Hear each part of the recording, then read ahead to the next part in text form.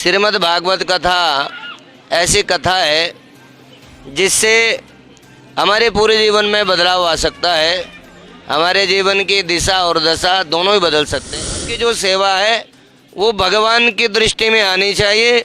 दुनिया की दृष्टि में तो केवल वो लोग चाहते हैं जिन्हें दुनिया के लिए कुछ इस तरह का कार्य करना है, दिखावा करना। सनातन धर्म की, सियावर रामचंद्र भगवान की, पवन सुत हनुमान की, जय जय श्री राधे।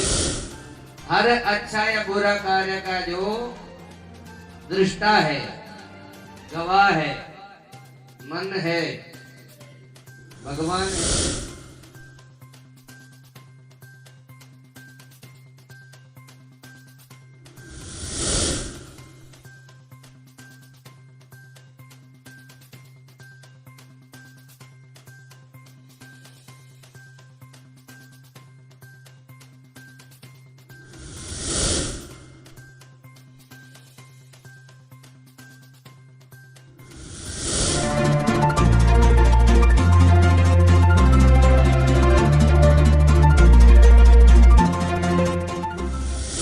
आशीर्वाद एन्क्लेव में मौजूद हूँ, जहाँ संगीत में श्री भगवत गीता का पाठ चल रहा था। 22 तारीख से आचार्य रजनीश शास्त्री जी महाराज यहाँ पर कथावाचक थे। क्या कुछ कहेंगे सर? क्या क्या आपने यहाँ पर कहा है, क्या क्या चीज़ें रही हैं आज? देखिए, श्रीमद् भागवत ये भक्ति ज्ञान यज्ञ का समन्वय है। जीवन में यदि हम आगे बढ़ना है, जीवन में समाज के लिए कुछ करना है, यदि हमने जीवन में जीवन का महत्व जानना है, कैसे जीवन को जिया जाए, श्रीमद् भागवत कथा ऐसी कथा है जिससे हमारे पूरे जीवन में बदलाव आ सकता है।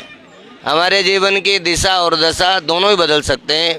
इसलिए हम सभी सनातनियों को इन कथाओं का अनुसरण अवश्य करना चाहिए।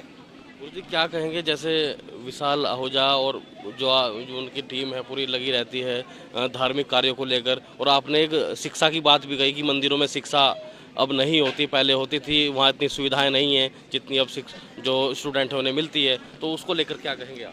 देखिए, कहीं भी आप अन्य धर्मों में जाएंगे, कहीं मदरसे हैं, क्रिश्चियन लोग भी अपने और ऐसी संस्थाओं के माध्यम से एजुकेशन दे रही हैं। लेकिन हमारे जो भारतीय संस्कृति थी, जहाँ देवालय होते थे वहाँ संस्कृत विद्यालय अवश्य ही होता था, क्योंकि संस्कृत जो है वो देवताओं की भाषा है और संस्कृत में ही हमारे मंत्रोच्चारण होते हैं। जब संस्कृत हमारे ब्राह्मण पुरोहित पढ़ेंगे, अच्छे संस्कारों में रहेंगे, तभी वो आगे ज्ञान दे पाएंगे। क्योंकि एक जो संस्कारी व्यक्ति है, अच्छे विद्यालय से उसने ज्ञान प्राप्त किया, गुरुकुल से ज्ञान प्राप्त किया है, तो वही जीवन की दिशा और दशा को बदलने की सामर्थ्य रखता है। तो अन्य माध्यमों से यदि हमने पहले इंग्लिश मीडियम से पढ़ लिया तो वो बात नहीं होती। जो बाल्यकाल से ही हमारे अंदर अंकुरित होते हैं संस्कार, वो बाद में उतने कारगर नहीं होते हमारे जीवन को बदलने में। तो विद्यालय होने चाहिए। और जैसे आपने पूछा, विशाल आहूजा, अमित सेन है, प्रमोद वर्मा है, विजेंद्र, बहुत सारे हमारे पूरे लोग हैं।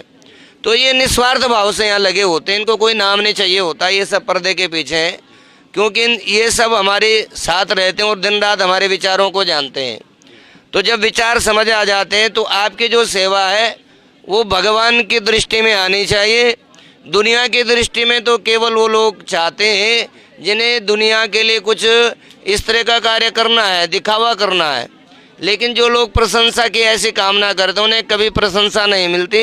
जो लोग निस्वार्थ भाव के साथ प्रशंसा नहीं चाहते, काम करते हैं, उनको भगवान का आशीर्वाद तो मिलता ही है, उन्हें समाज में भी मान्यता मिलती है, लोगों का भी प्यार मिलता है। तो ये भगवत कृपा होती है। हर्ष वर्ष की बात है, श्रीमद् भगवत गीता का पाठ यहाँ पर किया गया है, और कोरोना काल में भी आपके जो भक्त हैं उन्होंने बहुत अच्छा काम किया था, घर घर तक खाना पहुँचाया था, यहाँ पर खाना बनाया था, और आप भी उनके कंधे से कंधा मिलाकर साथ चल रहे थे सर। तो क्या कहेंगे, श्रीमद् भगवत जो गीता है, सार है, जो लोग यहाँ पर आते हैं, सुनते हैं, क्या उनमें भी वो भाव उत्पन्न होंगे सर?